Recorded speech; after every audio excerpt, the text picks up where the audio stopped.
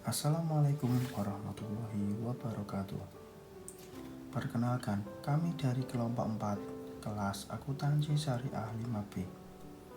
Pada kesempatan kali ini, kami sedikit membahas mengenai isu sosial dan etika dalam sistem informasi. Sebelum masuk ke dalam materi yang lebih lanjut, izinkan kami memperkenalkan anggota kelompok kami. Yang pertama, Muhammad Andre dengan NIM 195221024. Yang kedua, Kurnia Wulandari dengan NIM 195221033. Yang ketiga, Ayu Nur dengan NIM 195221077. Dan yang terakhir, Ahmad Fauzi dengan NIM 195221262. Baik, langsung saja masuk ke dalam materi yang pertama, yaitu mengenai pemikiran isu sosial, etika, dan politik. Etika mengacu pada prinsip-prinsip benar dan salah mengenai apa yang dilakukan seseorang individu sebagai makhluk moral yang bebas yang digunakan untuk membimbing perilakunya. Sistem informasi menimbulkan pertanyaan-pertanyaan etika baru, baik secara individu maupun bermasyarakat, karena menciptakan peluang dalam melakukan perubahan sosial yang mendalam dan sekaligus mengancam eksistensi distribusi keuangan, kekuasaan, hak, dan kewajiban. Isu etika menjadi begitu penting semenjak kemunculan internet dan perdagangan elektronik atau e-commerce. Internet dan teknologi perusahaan digital semakin mempermudah dalam mengumpulkan, memadukan, dan mendistribusikan informasi ketimbang sebelumnya, memperlancar urusan mengenai penggunaan informasi konsumen secara tepat, perlindungan privasi pribadi, dan perlindungan kekayaan intelektual. Isu etika sosial dan politis saling berkaitan erat. Dilematika yang mungkin akan dihadapi sebagai manajer sistem informasi biasanya tercermin pada debat sosial dan politik.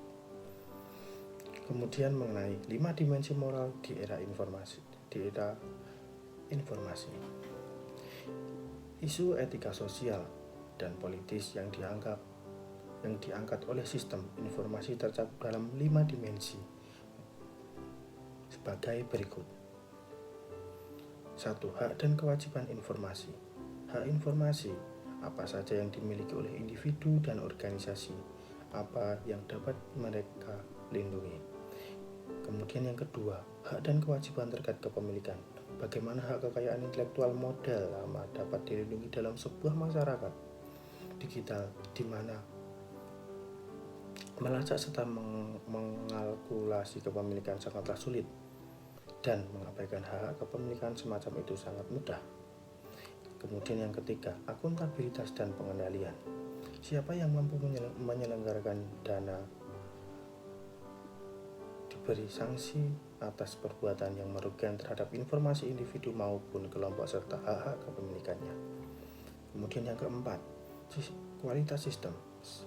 Standar kualitas data dan sistem seperti apa yang kita butuhkan untuk melindungi hak individu dan keamanan dalam masyarakat. Kemudian yang kelima, kualitas hidup. Nilai-nilai apa yang harus dipertahankan dalam sebuah masyarakat yang syarat akan pengetahuan dan informasi, praktik dan nilai budaya apa yang didukung oleh teknologi tersebut. Kemudian mengenai tren teknologi yang menimbulkan isu etika. Ada 4 tren utama dari teknologi yang bertanggung jawab terhadap tekanan-tekanan di bidang etika dan mereka dirangkum sebagai berikut. Yang pertama yaitu mengenai kecepatan komputasi berlipat 2 kali lipat setiap 18 bulan. Dengan dampak semakin banyak perusahaan yang bergantung pada sistem komputer dan dalam menjalankan kegiatan-kegiatan utamanya. Yang kedua, biaya penyimpanan data menurun dengan cepat. Dengan dampak, perusahaan dapat dengan mudah memelihara secara terperinci masing-masing database-nya. Kemudian yang ketiga, kemajuan analisis data. Perusahaan dapat menganalisis data dalam jumlah besar tentang seseorang guna dikembangkan menjadi profil perilaku mereka secara terperinci. Kemudian yang keempat, kemajuan teknologi jaringan. Dengan dampak menyalin data dari satu lokasi ke lokasi lain dan mengakses data pribadi dari lokasi yang jauh dengan lebih mudah.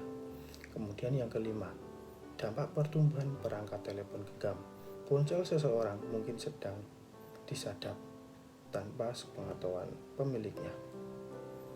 Saya akan menjelaskan mengenai prinsip-prinsip utama etika. Prinsip-prinsip utama dalam pengambilan keputusan terdiri dari 6, yaitu aturan emas, imperatif kategoris Immanuel Kant, aturan perubahan Descartes, prinsip utilitarian, prinsip menghindari resiko, dan aturan etika tidak ada makan siang gratis. Selanjutnya yaitu dimensi moral dalam sistem informasi. Yang pertama yaitu hak informasi, privasi dan kebebasan di era internet.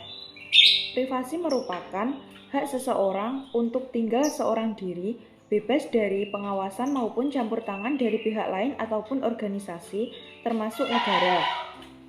Teknologi sistem informasi mengancam hak atas privasi individu dengan melakukan pelanggaran privasi secara murah, efektif, dan menguntungkan. Hak terhadap privasi dilindungi oleh konstitusi di Amerika Serikat, Kanada, dan Jerman dengan berbagai cara yang berbeda, serta di negara lainnya melalui berbagai undang-undang.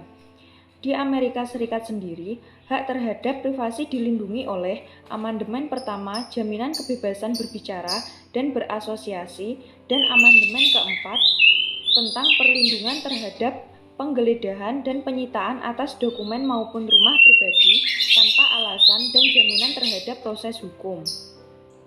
Sebagian besar undang-undang yang mengatur hak privasi di Amerika Serikat dan Eropa disusun berdasarkan aturan hidup yang disebut Praktik Informasi yang Adil atau FIP yang pertama kali dicetuskan pada tahun 1973 oleh Komite Penasihat Pemerintah Federal yang diperbarui pada tahun 2010 yang menambahkan tentang teknologi yang menyerang privasi. Selanjutnya yaitu Instruksi Eropa mengenai perlindungan data. Di Eropa, perlindungan terhadap privasi lebih ketat daripada di Amerika Serikat.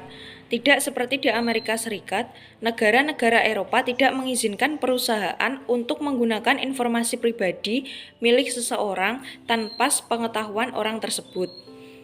Komisi Instruksi Eropa mengenai perlindungan data mulai diberlakukan pada tanggal 25 Agustus tahun 1998. Selanjutnya yaitu tantangan internet terhadap privasi. Cookies atau alat pemantau web lainnya dapat melacak aktivitas web pengunjung karena tidak semua situs web memiliki kebijakan perlindungan privasi yang kuat dan mereka tidak selalu memberikan persetujuan yang jelas terhadap penggunaan informasi tersebut.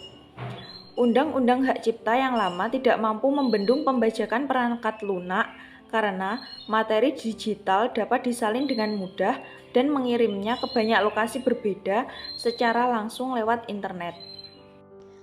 Kemudian ada solusi teknis.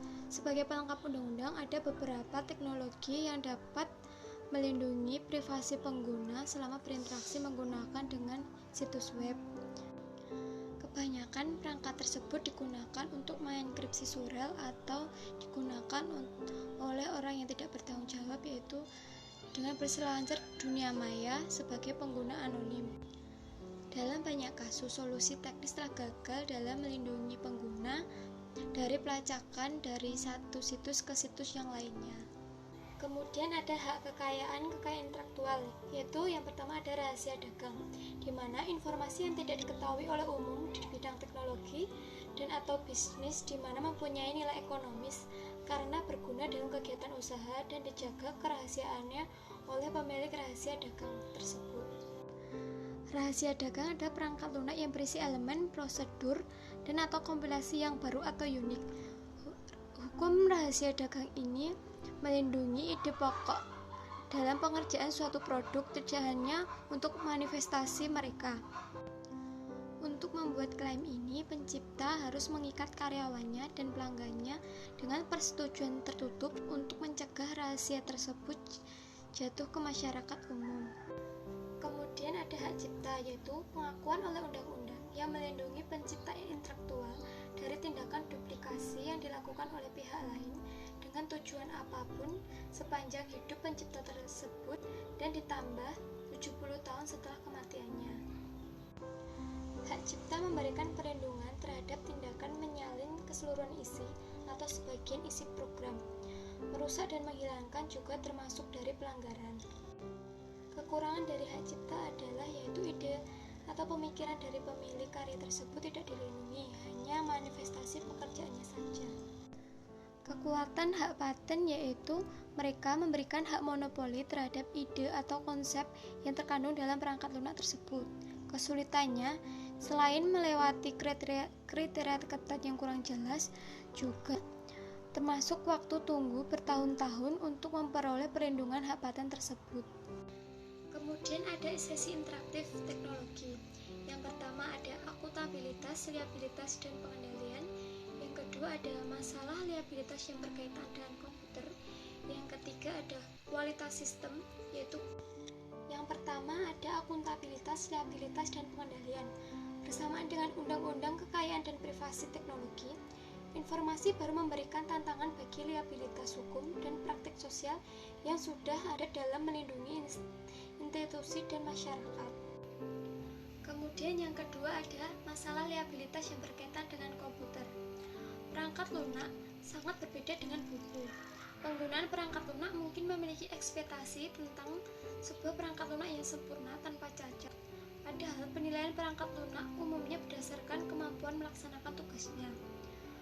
Perangkat lunak begitu sentral, memberikan kesempatan yang baik untuk memperluas undang-undang liabilitas guna menjangkau perangkat lunak, meskipun perangkat lunak tersebut hanya menyediakan layanan informasi. Yang selanjutnya adalah kualitas sistem yang mencakup kualitas data dan kesalahan pada sistem.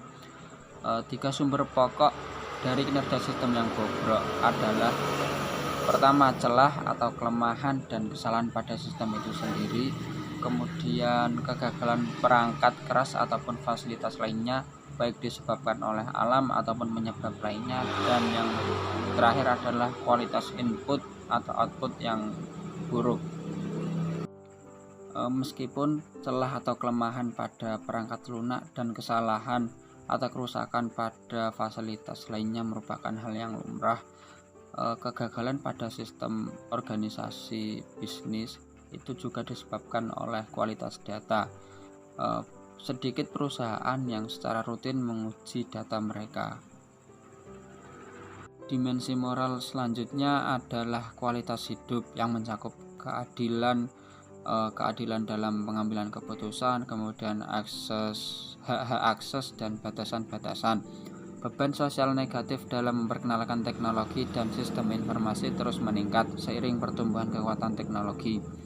Komputer dan teknologi informasi berpotensi merusak elemen-elemen berharga dalam budaya dan kemasyarakatan kita.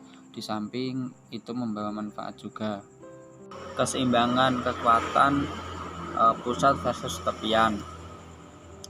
Karyawan tingkat rendah mungkin diberi wewenang untuk mengambil keputusan dalam perkara-perkara kecil, namun keputusan-keputusan penting masih terpusat seperti dulu.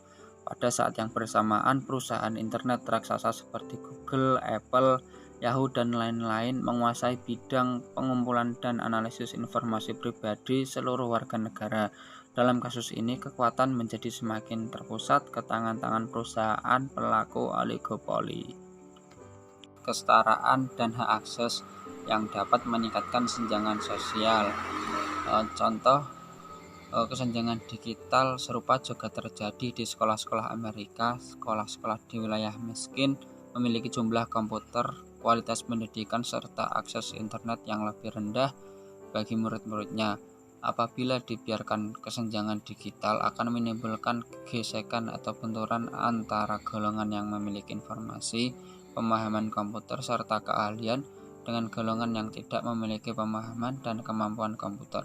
Kelompok pembela kepentingan publik ingin mempersempit kesenjangan digital ini dengan merancang layanan informasi digital, termasuk internet, tersedia bagi semua orang seperti layanan telepon saat ini. Dalam beberapa tahun belakangan ini, kepemilikan komputer dan perangkat digital semakin meluas. Namun, kesenjangan digital masih ada. Saat ini kesenjangan digital tidak hanya didasarkan pada akses terhadap teknologi digital, tetapi juga bagaimana teknologi tersebut digunakan.